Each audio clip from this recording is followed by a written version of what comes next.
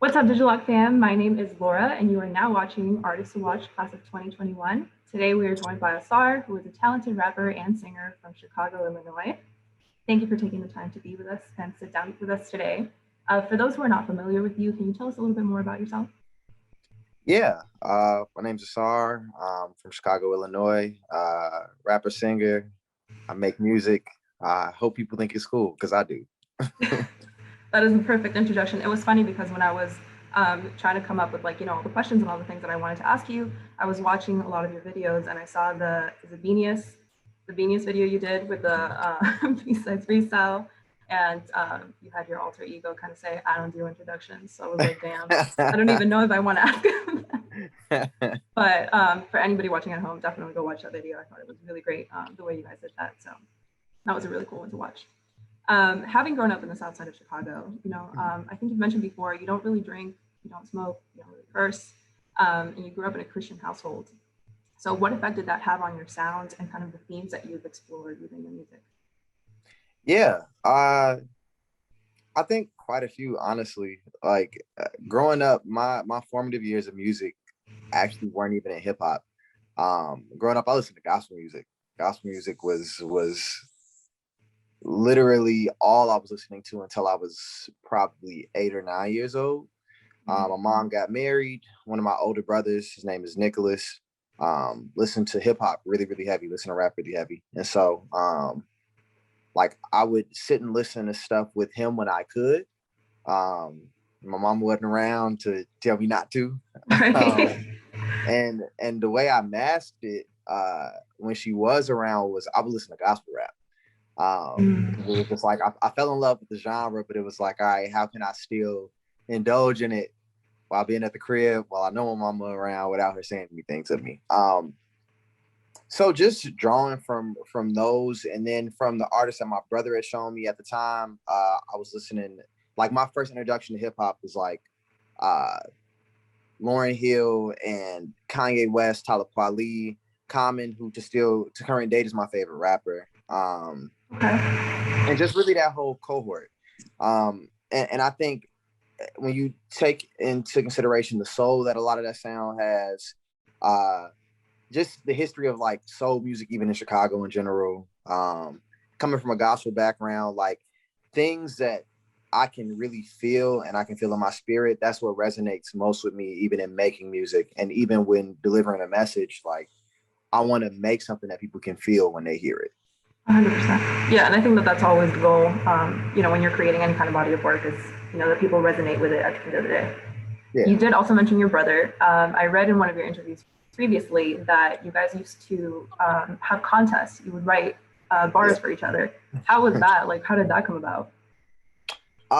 So it started with, I remember one time Nick left his MP3 in the car, and me being a nosy younger brother, I just was going through it. Yeah. And then just by happenstance, he asked me like a week later what I like to listen to, and I was like, "Oh, instrumentals," because that was all that was on his MP3. And so it would turn into him putting me on the new instrumentals that he was just listening to, and that turned into like when we got bored, we would just sit in the basement and be like, "Let's write." Yeah. And being the youngest in the crib, I don't know. I always kind of had a chip on my shoulder. Like I want to Something to prove to prove. my older brothers. Yeah, I want to prove to my older brothers that I can stick with them. But it quickly changed from me wanting to stick with them to me just genuinely loving it. It used to be a joint decision where everybody would be just right, to it becoming me leading the pack. Like, hey, let's write tonight. If nobody doing it, let's just write. And I think that's what really built the passion for me. That's where it really all started.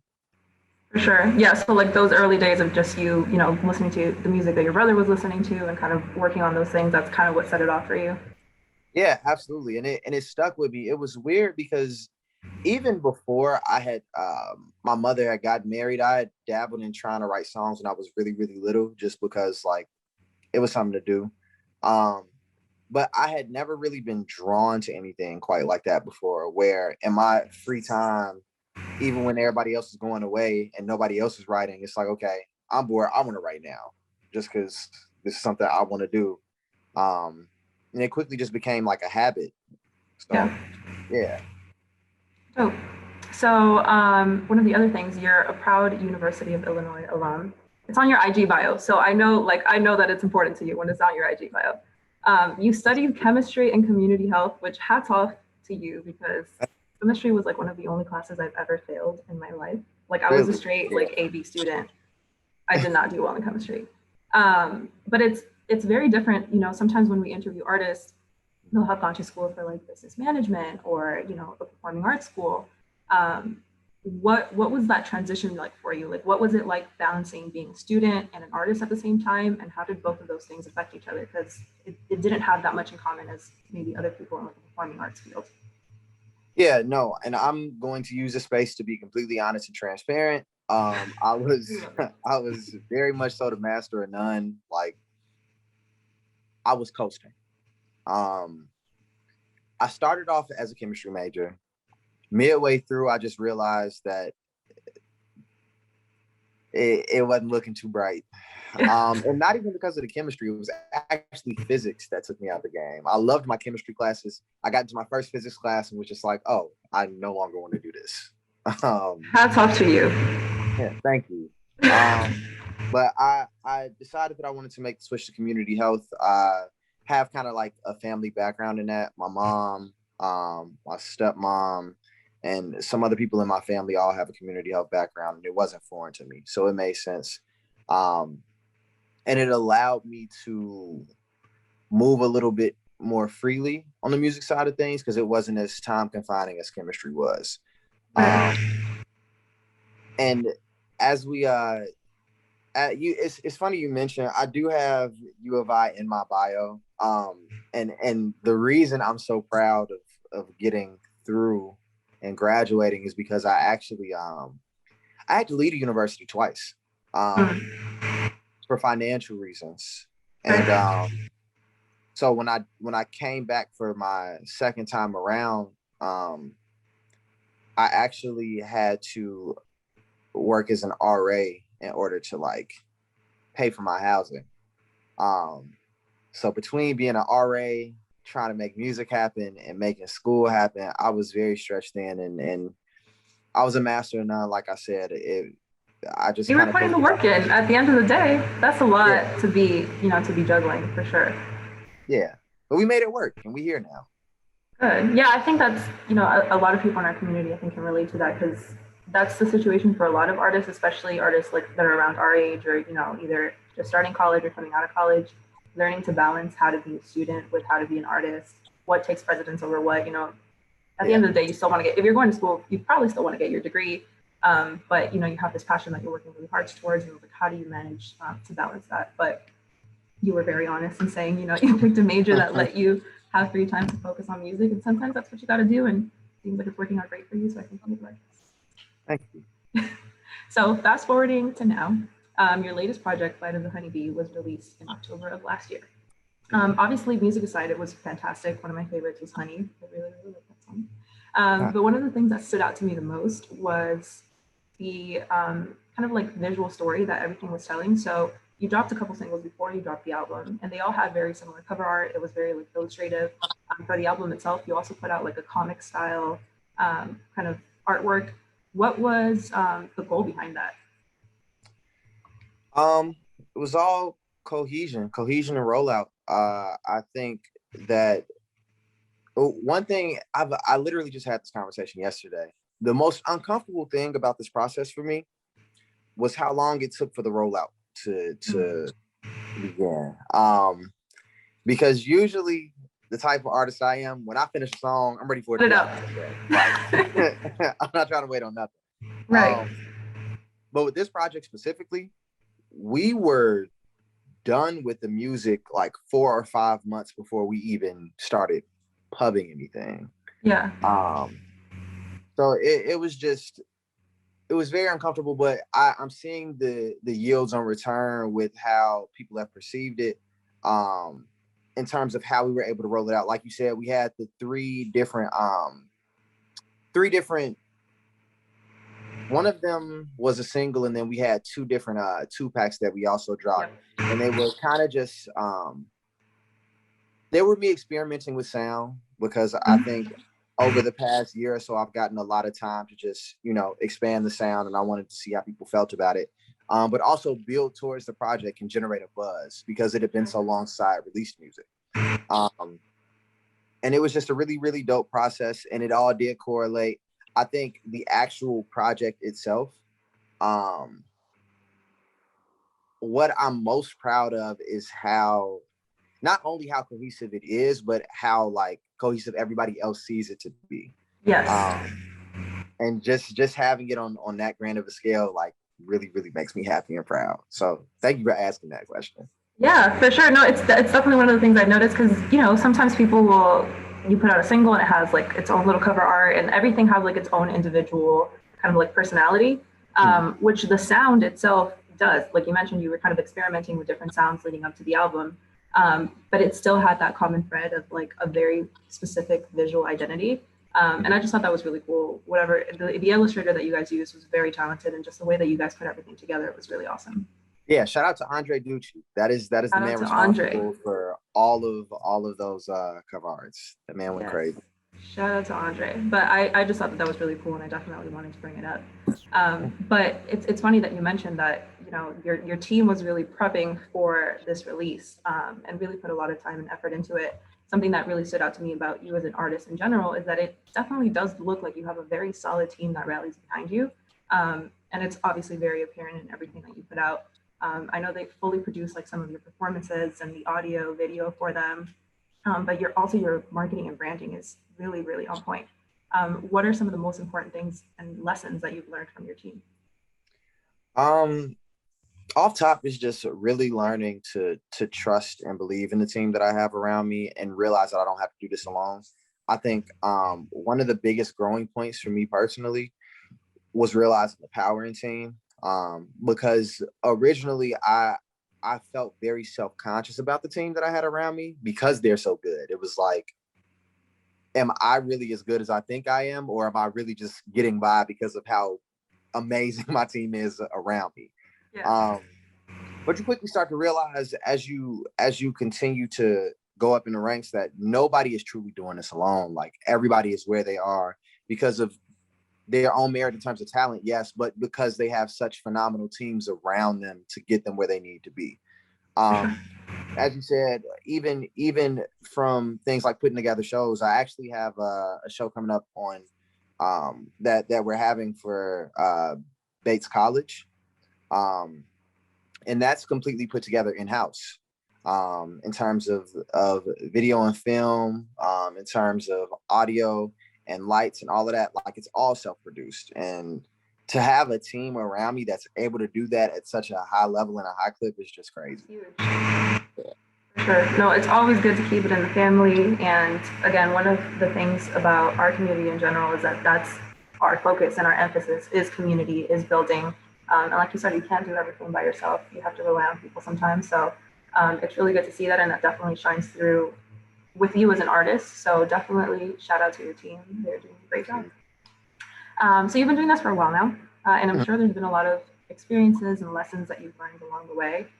For people that are watching this and relate to your experience, either as an artist or just as a human, what's one piece of advice you could give someone who's coming up that you wish you knew when you were starting out?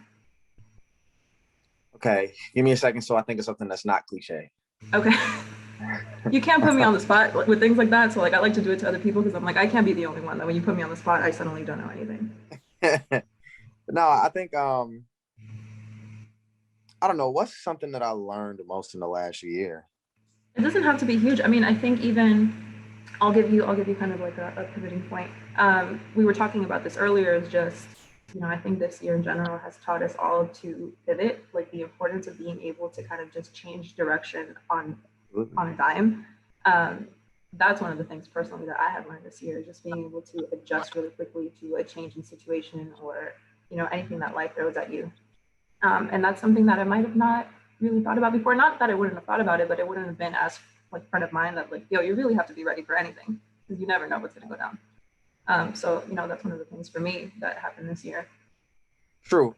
I think for me, one of the things that I learned most this year was just being comfortable in who you are. I don't know. I think a lot of times as artists, of course, we're very self-conscious about what we're putting out into the world. And because of that, like we'll start looking right and left to see what people are doing around us. When in actuality, you build everything you have because people genuinely rock with what you're doing. You know what I'm saying? So it's being comfortable in who you are, realizing that nobody can do you quite like you do, and building off of that. Everything else will just kind of fall into place. No, that's solid advice, and I feel like that's a very consistent theme that I've seen not only with artists but people in general. Like sometimes you feel like a little bit of imposter syndrome. Like, damn, am I really as good as like you were mentioning before? Am I really as good as my team thinks, or is it because of the team that I have that I'm able to present this image of myself? And at the end of the day, like you wouldn't be doing these things. You're the one putting in the work. You're the one with the talent. So that's definitely great advice. Be authentically you, because that's definitely going to get you very far. So this being Artists to Watch 2021, obviously we want to hear about some of your plans for this year. What do we need to be on the lookout for? Are there any projects in the works that you can tell us a little bit more about? Yeah, we got a lot of content coming this year. In all honesty, one of the things that I'm super excited about is bringing this thing back called Me and My Friends, which originally when we wrote it out was something that I was doing with my friends out in college, where we were literally just putting on events for the student body to do alternatively to like going to a bar, going to a house party. So perfect example, graduation weekend, we had a huge water fight on the quad, or for mom's weekend, we had like hide and seek in the armory. But this time around, it'll be more centered around the actual music side of things and content. I'll be releasing music with some of my favorite creatives. Some of it will be interviews, other visual content, and that'll just kind of be rolling out throughout the year whenever we see fit. Yeah, and other than that, I will be finishing up my full-length album. Okay. Yeah, it's been a long time coming. We actually pivoted away from it over the past year because of COVID, really, knowing that we wouldn't be able to kind of put a push behind it the way that we wanted to. So now that we are starting to see things kind of look like they want to return to some type of normalcy, I think it's time to pivot back to it and get things ready for the end of the year. Nice, that's exciting. Is there a particular theme that you're exploring, or is it just kind of a reflection of what's been going on to this point? So the name of I always tense up when I say it because I get attacked on social media because of it. The name of it is David. And I've been teasing this album for the past like 3 years. People are like, yo, where's David at?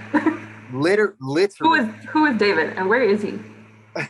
Yeah, it's actually based off the biblical story of David. And it's a parallel. It stemmed from a conversation between me and my mom about like, who we felt like we resonated, whose story we felt like we resonated most with in the Bible.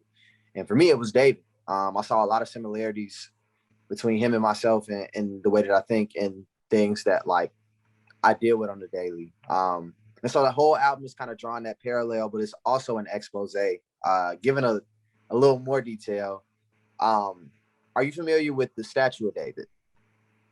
You know what? I'm not the best at religion, so no. There's a really famous piece. I don't want to butcher this. It's by Michelangelo, I believe. And it's the statue of David. And oh wait, the statue, like the actual. Yeah. Okay, yeah. Sorry, yeah. I was thinking like something like. Never mind. Yes, the statue. I'm familiar. Yeah. So, like, as you know, the statue is like exposed, and so the whole album, in addition to being a parallel, is like an expose. Like just kind of daring all and being as open and honest and just as open as possible in the course of the album. Well, it was also one of his greatest works, so I'm sure it'll be the same for you. Thanks. So nice. Wow. We gotta gash you up because we're excited to hear it. Obviously we really enjoyed this last project and we're just really excited to see what 2021 brings for you and obviously beyond that, just creatively. As an artist and personally, just keeping watching you grow is going to be great. When you look back on this interview, what is one thing that you really want to accomplish this year that when you look back, you're like, I did that? I just want to continue to elevate. I think by the time this year is over, I want to be in a solidified place where I am on the verge of becoming a household name. And I don't know. I think I want to see some of the goals that like I probably had written down years ago in terms of wanting to work with my favorite artist, or just wanting to work more so towards mastery in my own craft, right? I think a lot of times we place value in kind of these arbitrary things because they're things you see from your favorite artists. Right. But I think what leads to all of those things is just becoming a master of your craft. And by the time I look back at this at the end of the year, or whenever I look back at it, I just want to be able to say I am leaps and bounds from where I was when I took this interview, and I am still working towards mastery of my craft. Yeah, that's the perfect answer. And it ties back to what you were saying, like you need to be authentically you. It doesn't matter what everybody else is doing, what everybody else's measurements of success are. At the end of the day, you are your own competition. So you're just trying to outdo yourself. But like I said, we are very excited. We're excited for the community to know more about you. Thank you so much for taking the time to sit down with us today. Thank you. Awesome. And for everybody at home, tell the people where to find you. Yeah, you can find me on all social media at Ausar Music. That's AUSAR Music. And you can find me on all streaming platforms under Ausar. Awesome. Thank you, Ausar. We appreciate your time. Thank you.